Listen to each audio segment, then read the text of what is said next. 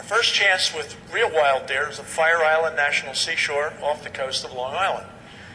This is an interesting place. It's a national seashore, but there's about 15 or 16 communities that predated the national seashore, and they were overrun with deer. And of course, the critics are all saying, well, you might do something with those deer, but you certainly aren't going to decrease the number of deer. That's what happened to fawn production over just the first 4 years. We started this in about 93 or 94. That's what happened to fawn production. And for those of you whose only interest in this talk is deer, this is the most important graph that you will see. Here's where we were, and here's where we are now. And that equates to a 60% reduction in the size of the deer herd in those communities. A 60% reduction. But you will continue to have a parade of skeptics and critics who come through Pittsburgh and other places and say, you can't reduce a deer herd with contraception. That, folks, is not my opinion. That's data. And we don't even do the population studies. Biological Resources Division of USGS, people who spend their whole lives doing deer population studies, generated this data. And we moved on to the National Institute of Standards and Technology in Gaithersburg, Maryland. It's a 1 square mile high security research facility with 6,000 employees. The state of Maryland, they had about 300 deer. The state of Maryland wanted to have a deer hunt in the middle of a high security facility with 6,000 employees. And we almost fought the Second Civil War getting this project off the ground.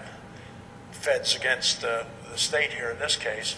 Well, it finally ended when we had to go to the U.S. Attorney General's office and get a written decision from them that said, on federal land, the state has no management authority unless they turn it over to the state. And the Department of Commerce, the U.S. Department of Commerce, wasn't about to do that. So we went ahead with that study. And there's a whole lot of really interesting stories that I won't get into, but they're cultural, political, social, or economic. They're not scientific. This is the percentage of the herd that we treated, and this is what happened to fertility rates. More pictures of fertility rates. And here's what's happening to the population. Here's where we started. Here's where we are now. That equates to a 40% decrease in the size of that herd. And we haven't been at this one as long as we have Fire Island. But you'll still hear you can't reduce a deer herd with contraception. But somehow we have data that says you can.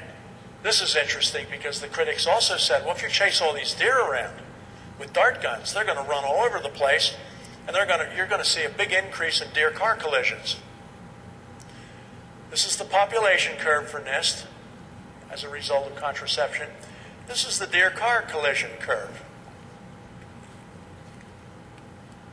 Well, I can show you similar data from a study in Milwaukee County run by the Milwaukee Zoo where they surgically sterilized the deer. Population numbers determine deer-car collisions, not whether you're chasing them around with dart guns.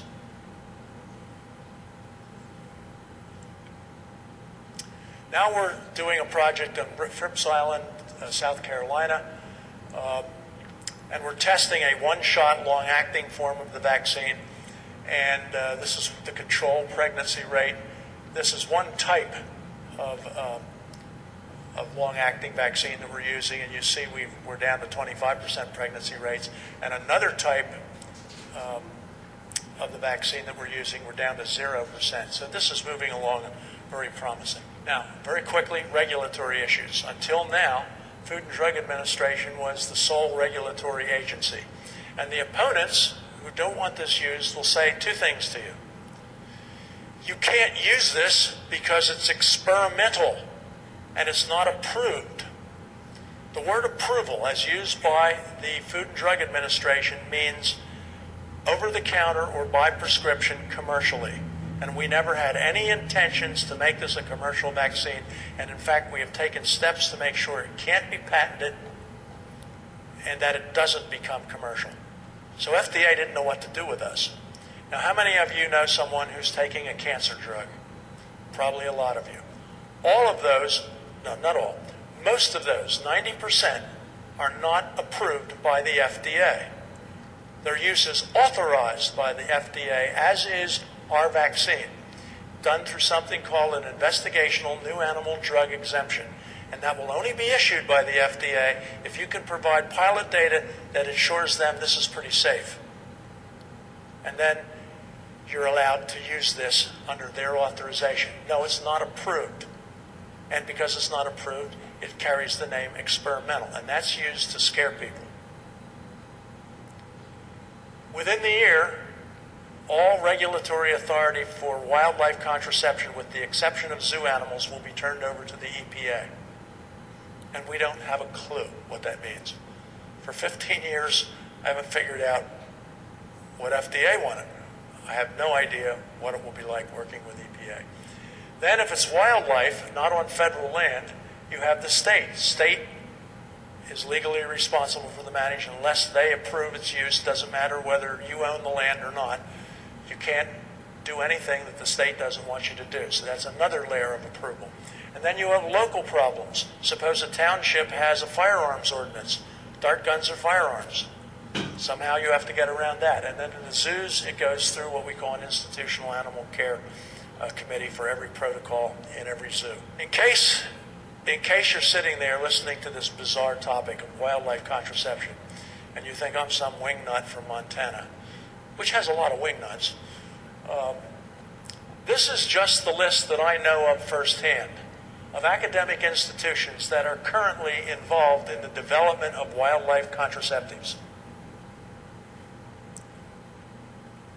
This is a partial list of government agencies, state, federal, other countries, our country, either supporting, using, or doing active research in wildlife contraception.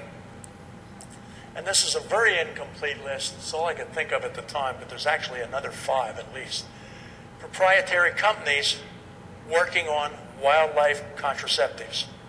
And the 2 thoughts that I'll leave you with, and you already know the first one. It works.